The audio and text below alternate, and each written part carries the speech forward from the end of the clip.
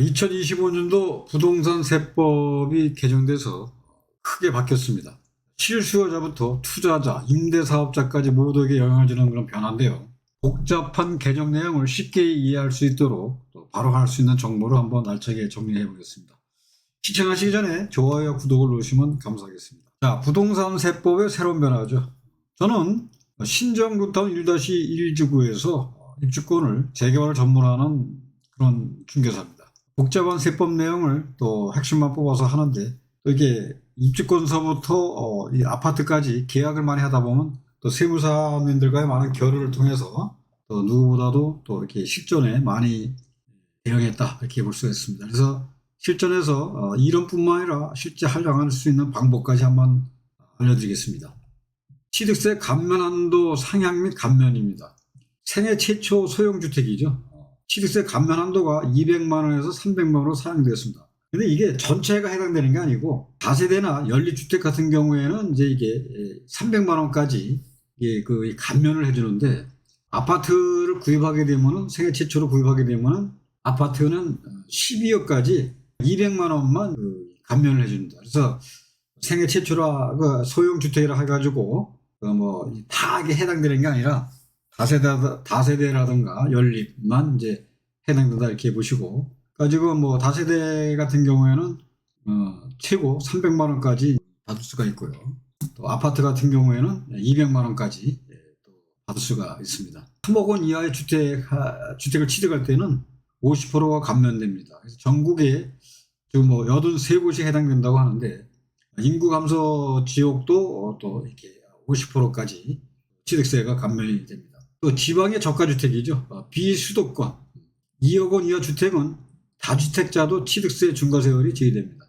근데 이제 현재까지는 이 공동주택 가격 1억 이하일 경우에는 이제 이 다주택자도 기본세율로 이제 취득했었죠. 그래서 재개발 지역 내에 공동주택 가격 1억 이하짜리가 단가가 많이 불러도 구입을 했던 이유가 취득세 혜택을 받기 때문에 되는데, 지금은 이제 지방의 저가주택은 2억 원 이하까지 취득세 중과세율이 아닌 일반 세율로 이렇게 구입할 수 있다 되는데, 단 비수도권에 됩니다. 그러니까 수도권이라는 게 뭐냐면 인천과 경기와 서울이죠. 그러니까 이 서울, 경기, 인천을 빼놓은 나머지, 그러니까 충청권이라든가 그다음에 경상권, 전라권일 경우에는 이렇게 2억 원 이하의 주택은 다주택자라 하더라도 취득세 중과세율에서 제외된다, 이렇게 좀 보시면 되겠습니다.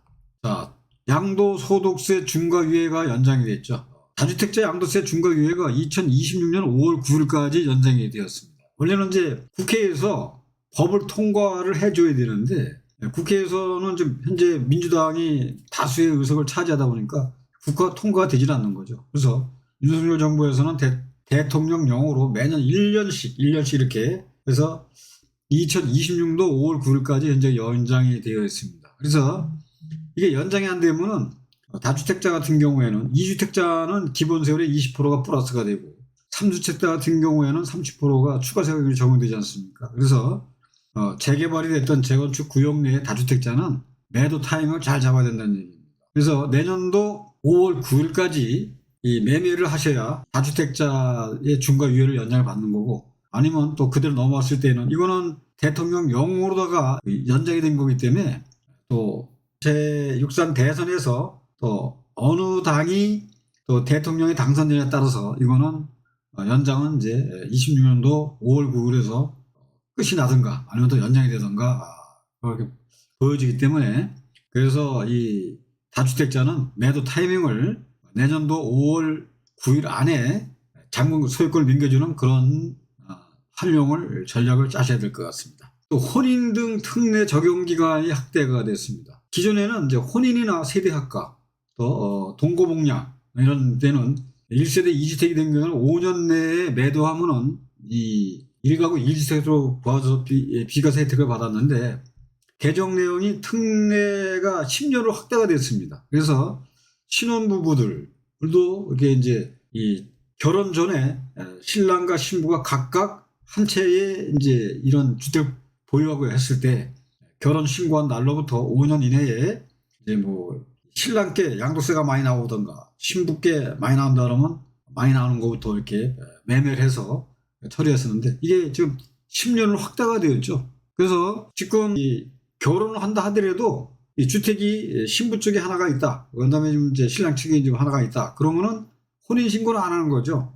혼인 신고를 안 하고 있다가 그다음에 신랑이 주택을 취득해 가지고 재개발적인 뭐 어떤 뭐 세에 안고 투자를 해놓는다. 그러면 세를 이제 일가구 그렇게 하면 아직 결혼을 했지만 혼인 신고가 안 됐기 때문에 남남이지 않습니까? 이제 주택 있는 상태에서 혼인 신고를 하는 경우도 지금 또 많이 있습니다. 그래서 이런 게 또 적용이 된다 그러면 또 10년 안에 또 어떤 뭐 하나를 팔게 되면은 또 비과세를 받는 또 그런 기간이 되는 거고.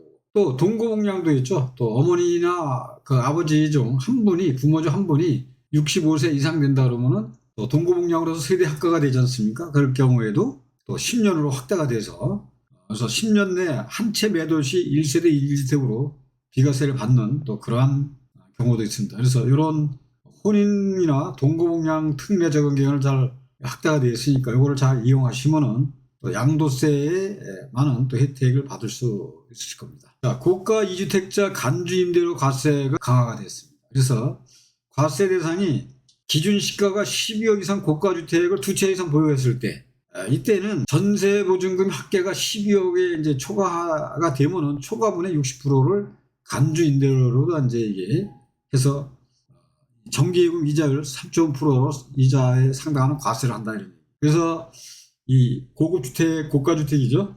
이 주택자가 전세를 놓는다 하더라도 그거를 이제 월세를 안 받고 전세로 한다 하더라도 간주 임대료로 인정을 해서 12억 초과분의 60% 상당하는 그러한 이자를 과세를 한다. 그래서 고가 주택은 또 그만한 또 이 부담이 좀 늘어난다 이렇게 볼 수가 있을 것 같습니다.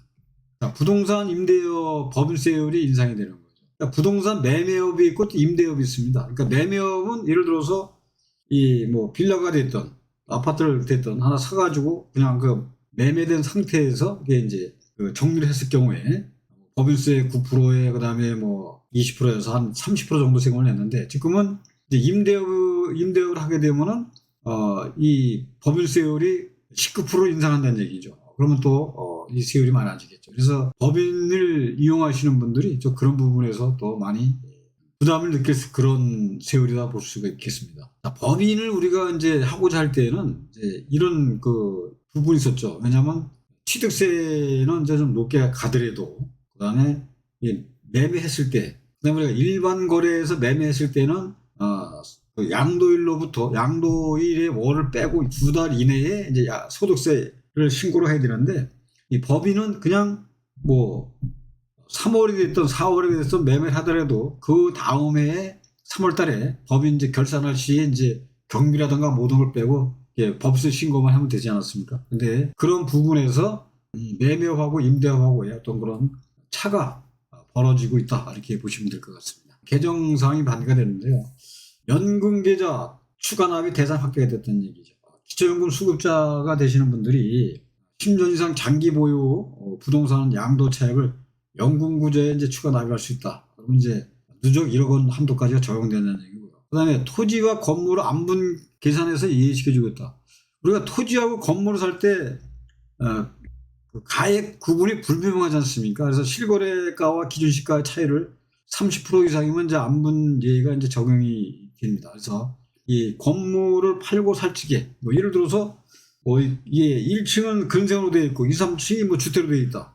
그렇게 됐을 경우에는 그거를 이 주택 부분이 컸기 때문에 전체를 주택으로 봐서 1억으로 봤는데 이게 또 바뀌지 않았습니까? 그래서 또 이 주택과 상가 부분이 크고 적음을 떠나서 또 그거를 그냥 또 안분해서 또 이제 취득도 하고 또 양도세도 또 부과가 됩니다. 또 이 3층이 단독주택인데 이 물탱크실 있지 않습니까? 또 이 물탱크실을 이제 요새는 뭐 이제 수압이 좋았다 보니까 이제 그걸 다 폐쇄하고 거기에다가 이제 방을 꾸려서 거기다가 이제 세를 놓는다든가 이럴 경우는 또 큰 문제가 생깁니다. 왜냐하면 이게 단독주택이기 때문에 한 사람의 소유로 보지만은 국세청에서는 4층이 되면은 이걸 다세대로 봅니다. 다세로 보게 되면은 이 층별로 또 이 양도세가 나가기 때문에 1층만 비과세 받고 나중에 2, 3, 4층은 또 양도세를 내야 되기 때문에 그런 부분에서 전문가와 또 상담을 하셔야 되겠죠. 그래서 그런 부분도 우리가 매매하던가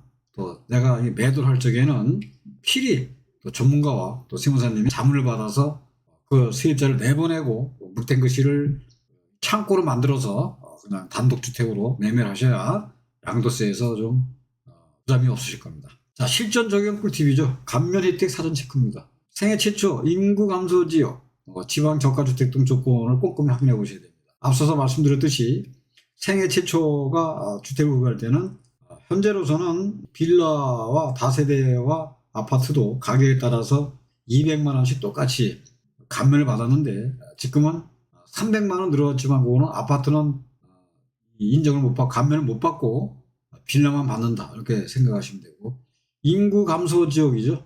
감소 지역에서는 또 2억 이하, 또 3억 이하, 또 지방 저가주택 등 그런 조건을 꼼꼼히 확인해 보셔야 되고 그 다음에 양도세 유예 할인 기간이죠.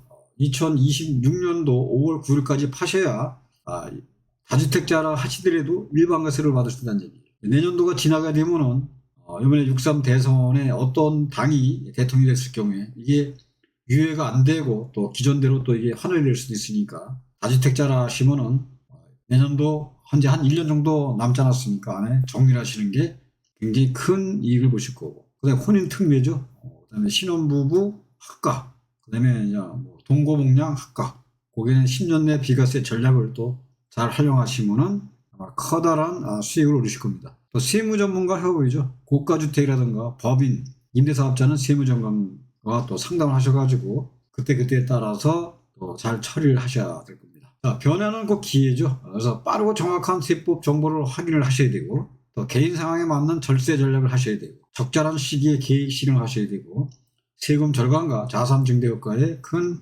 효과를 보시길 바라겠습니다. 오늘 여기까지는 제가 준비한 영상입니다. 도움이 되셨다면 좋아요와 구독도 함께 부탁드리겠습니다. 시청해 주셔서 감사합니다.